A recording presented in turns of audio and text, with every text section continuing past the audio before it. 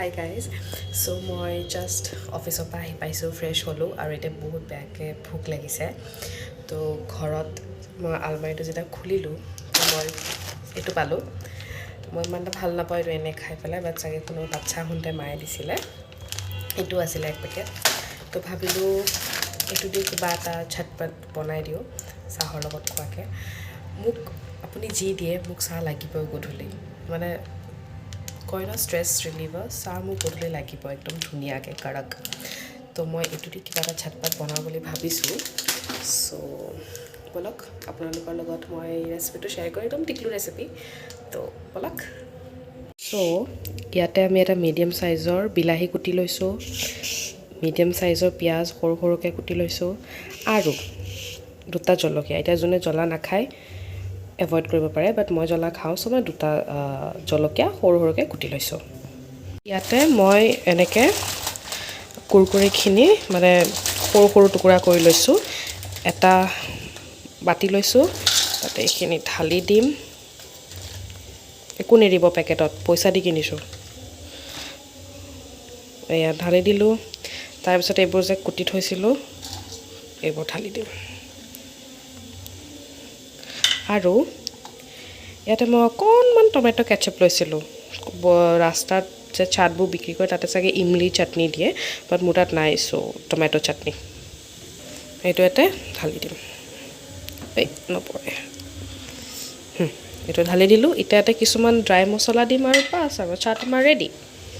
মছলা বুলি ক'লে এয়া ধনিয়াৰ গুড়ি, কাশ্মীৰী ৰেড চিলি যোনটোত জ্বলা নাথাকে বাট অকল কালাৰৰ কাৰণে দিয়ে, আৰু ক'লা নিমখ। সদ্যহতে বগা নিমখো দিব পাৰে, বা যিহেতুকে মোৰ এইটো নিমখ আছে মই এইটো ইউজ কৰিছোঁ। তো একদম কম পৰিমাণত দি দিলে হ'ল, কাৰণ অলৰেডি যিহেতুকে কুৰকুৰিটোত মছলাবোৰ আছেই, একদম অকণমানে দিছোঁ। এইটো ধনিয়াটো অলপ দি দিওঁ। ধনিয়া মই ভাল পাওঁ বিকজ ইয়াৰ গোন্ধটো মই বিৰাট ভাল পাওঁ। জিৰা মই যিমান নবনাওঁ কিয় মই জিৰাৰ মছলা নিদিওঁৱে, বিকজ মছলাটো বহুত গৰম হয়, তো মই এভইড কৰোঁ জিৰাৰ মছলা, চবতে এভইড কৰোঁ মই। আৰু যিহেতুকে এইটো ৰেড চিলিটোত ইমান জ্বলা নাই আৰু মই দুটা জলকীয়া দিছোঁ আৰু মোৰ পেট বেয়া কৰিব মন নাই, কাইলৈ অফিচ আছে, তো এইখিনিমান দিম বাছ। এতিয়া এইখিনি ধুনীয়াকৈ আমি মিক্স কৰিম।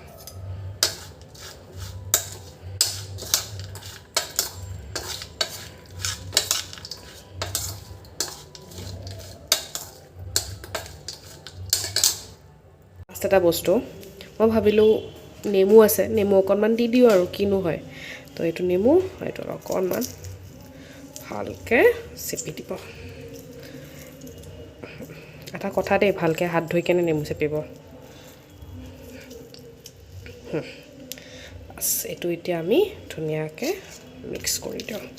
নেমুটো ইমান এটা দিয়া নাই, নহ'লে সেমেকি যাব, জাষ্ট গোন্ধটোৰ কাৰণে আৰু ভাল লাগে। আমাৰ home made kurkuri chaat is ready. অফিচৰ পৰা আহি পেলাই ফুটুককৈ বনাই খাবলৈতো মজাই লাগে। আপোনালোকে ট্ৰাই কৰিব আৰু মোক ক'বচোন কেনেকুৱা লাগে, আৰু কাৰ কাৰ কুৰকুৰি চাট ভাল লাগে মোক ক'ব। ভিডিঅ'টো ভাল লাগিলে লাইক, শ্বেয়াৰ, ছাবস্ক্ৰাইব কৰিব নাপাহৰিব। Bye bye.